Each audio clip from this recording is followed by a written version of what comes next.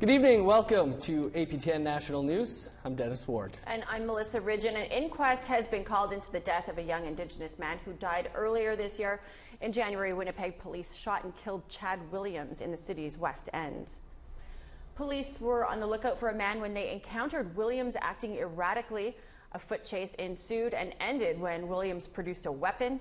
Police initially tried using a taser to subdue the 26-year-old.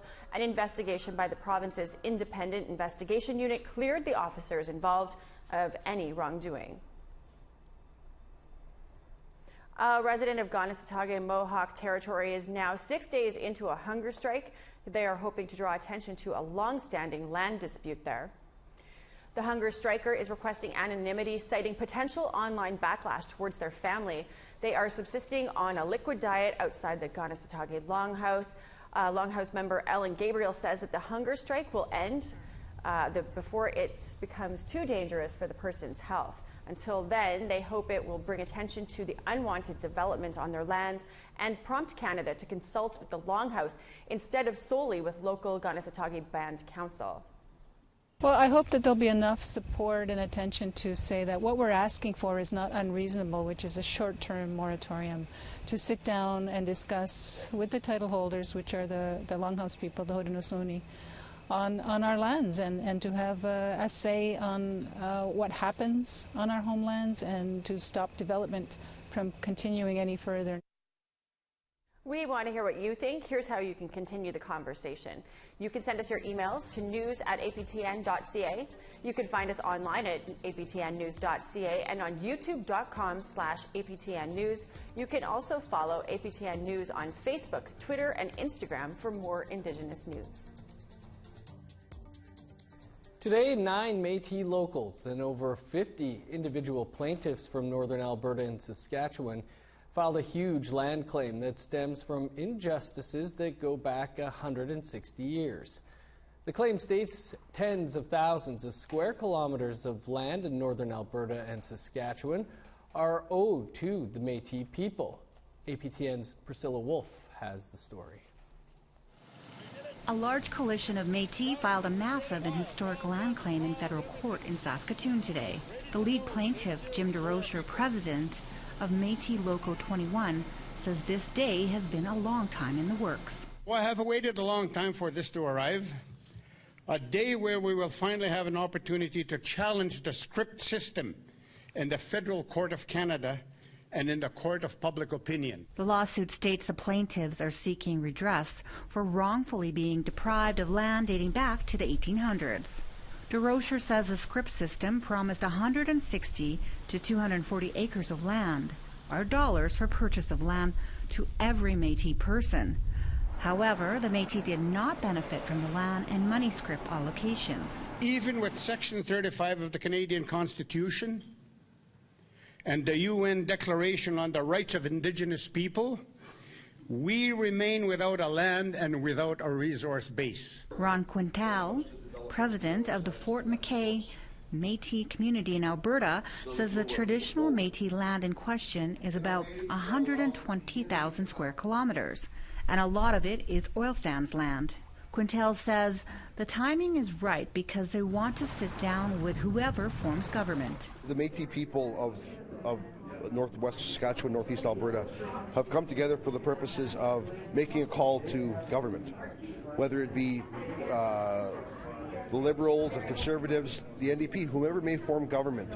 We need to make this a call out to those people to understand that we need to work together going forward. The plaintiffs feel they have enough evidence to take it all the way to the top court. Unless the federal government is prepared to negotiate, we're willing to litigate. We're willing to fight this thing all the way to the Supreme Court of Canada if we have to. The group is hoping to have open communication with the federal government, and they are willing to settle out of court, but are ready for a long court battle. We need to do something about getting our land back.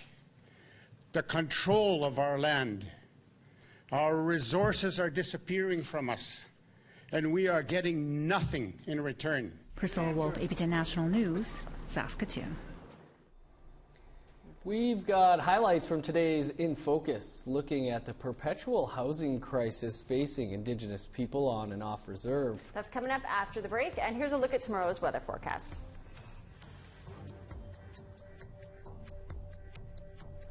Starting on the East Coast, sunny and 17 for Halifax, 15 under sunny skies in Charlottetown.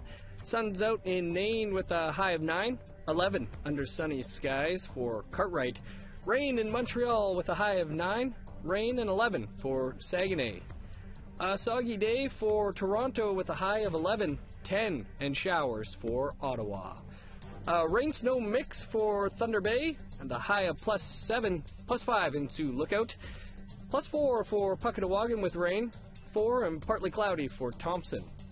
8 and cloudy in Winnipeg, Gimli and Brandon. 15 under sunny skies for Regina, 18 and sunny for Swift Current. Rain and +6 for Uranium City and Stony Rapids.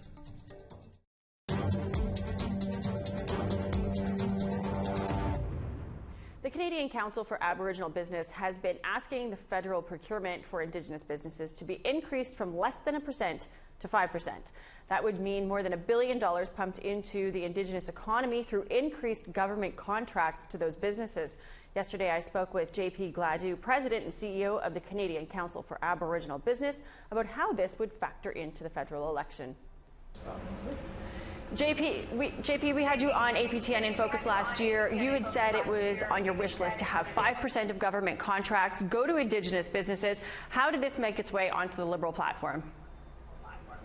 Well, I'd like to think that CCAB had a strong role in getting the 5% target to the Liberal platform. Of course, there are a lot of Indigenous entrepreneurs out there that are consistently looking for more opportunities and prodding the government and private sector for access to more bid opportunities. Now, there's been definitely a lot of emphasis on the capacity, and I think that's where CCAB's come in.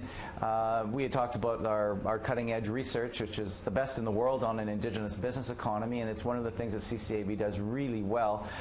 So as you know, in this country, we've got the storyline of a strong Indigenous economy supported by many entrepreneurs from coast to coast to coast, competing in every sector. And I think the report that we just launched this year is around net capacity of Aboriginal businesses to meet federal spend. And we're actually able to prove that our net capacity is over 24%. So right now the feds are spending under 1% a year, usually, sometimes as low as 0.32%, which is not enough. And so it's great to see the Liberal platform pick this up as one of their ideas as far as advancing the Indigenous economy. So you're doing about 1% of government contracts. You've done a study that's backed by data that shows you could do 24% of the contracts. You got a 5% guarantee target from the Liberals. Where do the other parties stand? We actually haven't heard from the other parties as far as economy goes, but the Conservatives typically talk about business and economy, so I think this is a natural fit for them. The NDP and the Greens haven't heard much, but they're generally very supportive of Indigenous people, and I hope that they see this as a progressive policy step forward. Essentially, we have a stronger Indigenous economy. We have a stronger Canada. Okay, explain to us what this increase would mean to Indigenous businesses, and then explain what it would mean to, what good news it means for Indigenous businesses. How does that reflect into the general economy in terms of good news? Sure, that's a great question, Melissa. So, our people are asking all the time for handshakes, not handouts. Business is a handshake. Let me give you one prime example, and I often refer to this one where, Mark Little was my previous co-chair on our procurement champions, and Mark and I went to the Parliament Hill last fall to talk about the importance of procurement. And, Mark, my company, Suncor, spends 10 times what you do, federal government, a year on Indigenous entrepreneurs. So, Suncor is targeting 5%. Last year they spent $700 million, and when we look at the total contributions, or at least the total contract value in Alberta as an example of over $3.3 billion spent on Indigenous entrepreneurs in that province, we see some significant output. So if you look at a community like Fort Mackay First Nation, their community members are earning on average $73,500 a year, and we think that it can actually be higher this year. You compare that to the average Canadian, around $38,000, or the average Albertan, to put that in geographic perspective. That's significant, and so you know that the socioeconomic indicators in that community are starting to point in the right direction as a result of an economy. If the federal government were to target 5%, and it was great to see the Liberals put that on their platform, That would contribute about $1 billion to our Indigenous entrepreneurs across the country. If municipal, provincial, territorial, and federal governments were targeting 5%, we would see a net increase to our Indigenous economy of about $23 billion. You combine that with the private sector, we're nearing in a $100 billion economy when you put in equity positions on projects that are happening across the country. But procurement is absolutely fundamental because it supports an entrepreneur, which supports his or her family, which supports a community and the region. Well, and give us a very quick rundown of some stats that people might not know in terms of how Indigenous business is doing in this country. Yeah, I mean, there's 54,000 plus Indigenous businesses that are operating in pretty much every sector of the country. One of the interesting figures that we were able to determine is that, and it's another 24%er, is that our people have twice the propensity of the non-Indigenous SMEs in this country to export. So that's a really amazing indicator when you think about our business savvy. Internationally, we're able to figure out how to get our goods and services to market at a global scale. The other thing is that our Indigenous entrepreneurs are 9 times as likely to start a business. And I think sometimes that's out of necessity, but I think that goes to our true spirit as Indigenous people, as Canada's first entrepreneurs. We all know that there's a rich history when our communities came together and the newcomers first came together, leveraging our business know-how. So now the opportunity in Canada is to actually exercise that in a modern context. So our entrepreneurs are growing every day and making significant contributions to our economy. Isn't it something like $31 billion contributed to Canada's GDP? I think I read that somewhere. That's right. Back in 2016, a TD Market report, we partnered with them to produce that number, and it was about, you're absolutely right, Melissa, $31 billion in 2016 being contributed to Canada's GDP. We're circling a background on that number, and I couldn't tell you exactly, but I know, I believe in my heart that we're significantly above that number. Even though some sectors like oil and gas or sometimes parts of the mining sector, forestry sector, even though the sectors are being a little more challenged these days, we're starting to see a resurgence and of these companies actually using Indigenous entrepreneurs to add to their bottom line, because what they're finding is that when they procure from a local Indigenous business, they're not only adding know-how and expertise to their company, but they're also adding certainty. And in this country, certainty is challenging these days, but our people can bring a lot of that to the table. Well, JP, I always enjoy talking to you. We don't necessarily cover enough Indigenous business news here on APTN, so when I get to catch up with you, I really appreciate what you have to add. And hopefully we see this on some other election platforms too before we all go vote. Yeah, absolutely. And I just want to, one more little point, and that's like everybody in this country, doesn't matter what your corporation is or who you are as an individual, you have purchasing power. I just spent the last week with Indigenous Women Leadership Summit. I was the only man in the whole conference of 250 incredible Indigenous women. You know, Jen Harper, Cheekbone Beauty, we all are looking up to her for her leadership. And, you know, beauty products, Birch Hill Coffee in Sudbury. You know, you can go anywhere and you can find an Indigenous good or service. So it's about shifting the way that we do it because it makes significant impact, and we're across sectors. It's an incredibly wonderful story. I love it. Thanks again so much for joining us. Thanks, Melissa. This afternoon, the never-ending housing crisis facing Northerners and First Nations was the topic of APTN's In Focus. Generation after generation, the housing crisis continues. And the housing crunch for Indigenous people exists off-reserve in urban centres too. Here's what some of the guests had to say. Moving towards First Nations having a lot more control over their housing. So if I were to say, is there a fix? The first fix, or not the first fix, but the major fix is that First Nations actually are in control of their own housing. But what that means, it's not just here, transfer this over. It means all the mechanisms in place. What are the mechanisms? Like, what do they need to be in control of the housing? Access to capital, access to money, the people that live on reserve, access to borrowing money if that's what they choose. social housing programs that were actually made for reserves? We have a lot of really strong urban Indigenous housing organizations who own and manage their own housing for Indigenous families. And when I tell them, tell me what's unique and special about you, they'll say, oh no, we're the same as everyone else. But in reality, they're different because they treat people differently than the private sector does, and even the public housing. One housing provider said to me, I'll never evict someone because they can't pay the rent. The amount of rent they're paying is so minimal. It's 30% of their income. Their income's not very high. I'm going to work with them to make sure they can pay the rent, and eventually they do. Yeah. So that's innovative. They might not call it innovative, but it truly is, because they're working with people, they're supporting them where they're at, they're helping them get ahead. You can watch the full episode of In Focus on our website, aptnnews.ca. Coming up, an Indigenous Studies professor with the University of Saskatchewan has been awarded a climate change fellowship. We'll tell you all about it, but first, here's the rest of tomorrow's weather forecast.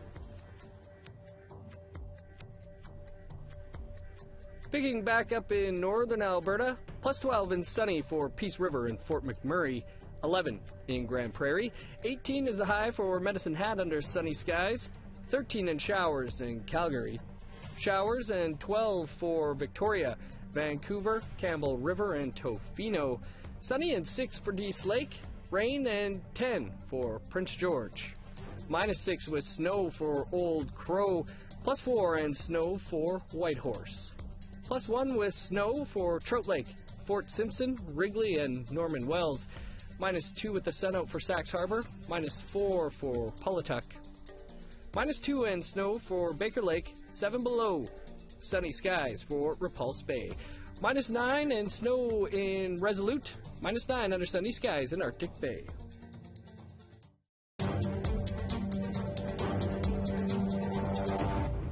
Welcome back. 9 schools across the Yukon are testing new material for grade 5 students, looking at the residential school system and the impact it continues to have on Indigenous communities. And one school in the isolated community of Old Crow is participating in the test. APTN's Chris McIntyre was there and has more on this story. Old Crow is located just above the Arctic Circle. With only 270 residents, it's the most northern community in the Yukon. Chief Zay Gitlett School is one of the educators testing the new Our Voices, Our Stories grade 5 curriculum. The 3-part unit teaches students about traditional ways of life, residential schooling, and reconciliation, all in an age-appropriate way. Before the material could be brought into the classroom, teachers had to participate in a 2-day workshop to understand the content for themselves. Grade 5 teacher Nicole Birkland took part in the workshop. We did an overview of the unit, went through each lesson, went through some protocol with how to bring up this material, how to introduce it in the classroom, and really there is a big emphasis on the teacher not being an expert and not being the one that's really dictating information. It's meant to be a learning process together. The unit was developed in collaboration with Yukon First Nations governments, elders, former residential school students, grade 5 teachers, and historians. The resources include books, videos, and a compilation of stories from the territory. It was definitely a very different experience than I've had with other sorts of information being shared with me. And the dialogue is still open. As a group, we're encouraged to share ideas, share information, talk about how things are going, and also use our mentors at the First Nations programs and partnerships to help guide what we do. Tabitha Chason has a daughter in grade 3. Chason's stepfather is a residential school survivor, and she supports the new material being taught to students. I'm kind of for it. It's teaching children, that kind of behavior is not okay. And I believe that at the earlier the age that is taught that it's not okay, it's a type of prevention, really. If kids are aware of that, they're more likely to come forward if something happens to them that isn't right or doesn't make them feel good. No. What is this? It's black. Prior to this field test, there wasn't much age-appropriate information for teachers to share with students. After coming home from school one day, Chason's youngest son also had questions about residential school. He just outright blurted to me, he's like, it's just like the Holocaust. And I had to completely agree with him, and then he asked why he wasn't taught about it. Don't build dams. Our Voices, Our Stories is still in the draft stage. Once the field test is concluded, the materials will be introduced in all Yukon elementary schools for the 2020-21 school year. Chris McIntyre, APTN National News, Old Crow. An Indigenous Studies professor with the University of Saskatchewan has been awarded a climate change fellowship from the David Suzuki Foundation. APTN's Priscilla Wolfe has those details. Dr. Priscilla Satie is a member of the Cumberland House First Nation in northern Saskatchewan. She is also professor of Indigenous Studies at the University of Saskatchewan in Saskatoon. Now, thanks to a fellowship from the David Suzuki Foundation, she'll be researching the effects of climate change on trapping. While working on another research paper for a group of chiefs, Dr. Satie heard from several northern trappers about how climate change is affecting them. I made a vow that I was going to do something to get back there and talk to them further and really try and promote their story about their concerns on the land. So I made an application to David Suzuki Foundation, and lo and behold, I got it. The foundation is providing her with $45,000, enough for her to travel to the area and write a written report, and perhaps produce a video documentary. I did propose that we do a film, but you know, the cost of doing films is great. So if I can get assistance to do that, I'm certainly going to try very hard. But the important piece will be the interviews and the publication that I do on behalf of the trappers, telling their story, listening to what their concerns are, talking about the impact of climate change and environmental devastation, basically. Satie plans to make several trips up north to meet with trappers and gather more information. Based on the research she's already done, water contamination and clear-cutting are the top concerns affecting northern trappers. Some of them were almost in tears describing what development is doing to their regions. And it wasn't just one or two trappers, it was the entire circle that I interviewed, that they were all really concerned about it. She has to cut back on her workload with the University of Saskatchewan to finish her fellowship by next October. Priscilla Wolfe, APTN National News, Saskatoon. Well, that's your news for this Wednesday. For those looking for more on the campaign trail as we approach Election Day on Monday, you can tune in, and Veronica's research will be on Element FM radio tonight at 7 p.m. Eastern Time to discuss results of the APTN commissioned poll on Indigenous voter intent. That's on the Moment of Truth at 106.5 FM in Toronto and 95.7 FM in Ottawa.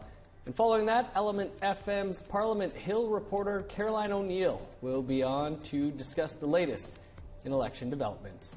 I'm Dennis Ward. Thanks for joining us. I'm Melissa Ridgen. Have a great night.